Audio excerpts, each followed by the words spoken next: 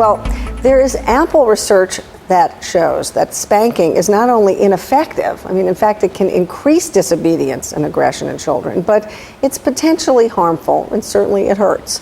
But what about screaming? A new study looked at yelling and other forms of verbal aggression and concluded that raising your voice isn't much better than raising that hand, either in a threat or actually following through. So I really was very pleased to be able to welcome to the show someone who knows a lot about better ways of disciplining your kids. Amy McCready is the founder of Positive Parenting Solutions. Amy, thank you so much for being here. Thank you for having me.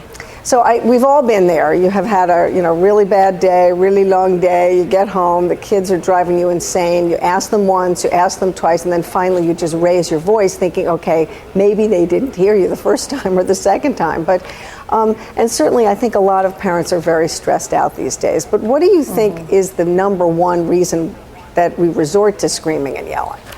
Society at large recognizes that spanking is not a good idea. As you said, it's harmful and it's not effective. But in the absence of other strategies that really work, parents are really at a loss. And so then they resort to this pattern of repeating and reminding and repeating and reminding and then exploding.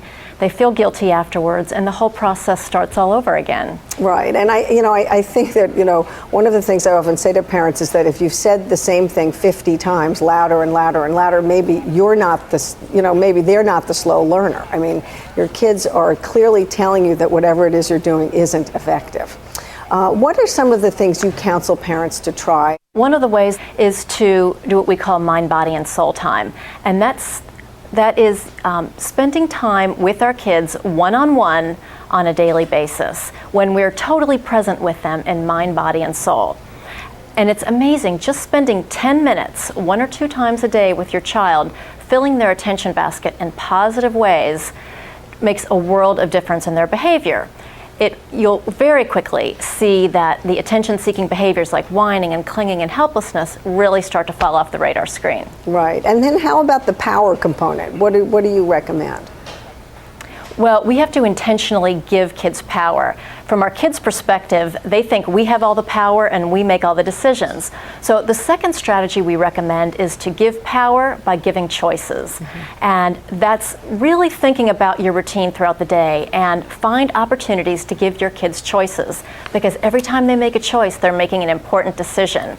And decision making equals power. When we're giving them positive power by letting them have some control over their lives, it gives them a huge boost of positive power. Yeah, the only tweak I would put on that is I think you also have to watch that when kids have too much power, you do see parents where, the kid is, do you want this or do you want this? And they get the decision-making capability for everything, and that can actually create a certain amount of anxiety. So I think understanding what your child needs in terms of that power is very important. But I really love this notion of thinking about your child's day as an opportunity to, again, foster that sense that I have some control. And then you also talk about fostering capability in terms of chores, in terms of just, helping them boost their skills. What kinds of things are you talking about?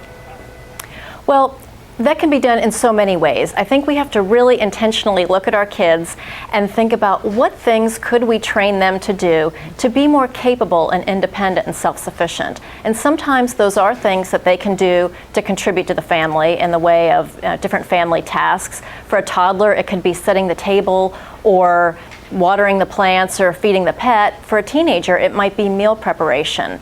But we don't often think about our role as a parent is to train our kids to be independent and self-sufficient and responsible. When we start doing that, giving them responsibility for important tasks, and they're contributing in the family in a meaningful way, you can see their sense of power soar. Right. All right, let's end with the most important, which is, let's say you've done all these things right and they're still driving you crazy, and they do something that is deliberately and in your face. Okay, now what are you going to do, Mom?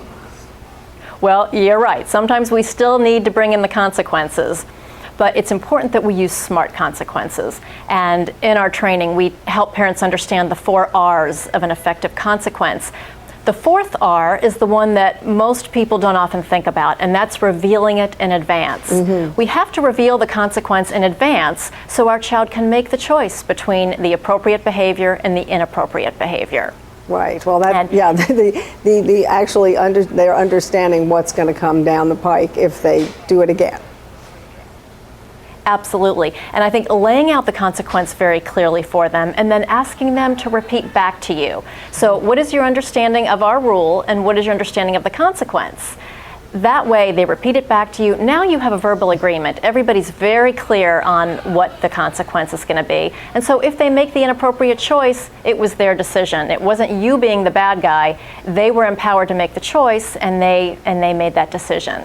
Well, Amy, I would love you to go through all of these. I want to just make sure that we give our viewers the website so they can get this advice and other wonderful advice about positive parenting. Where should they go for more?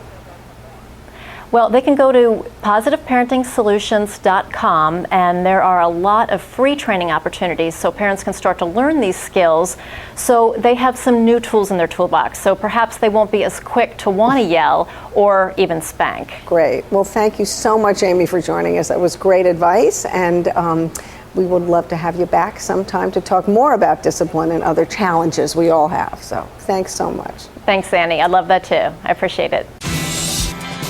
ABC News Now. Good to know.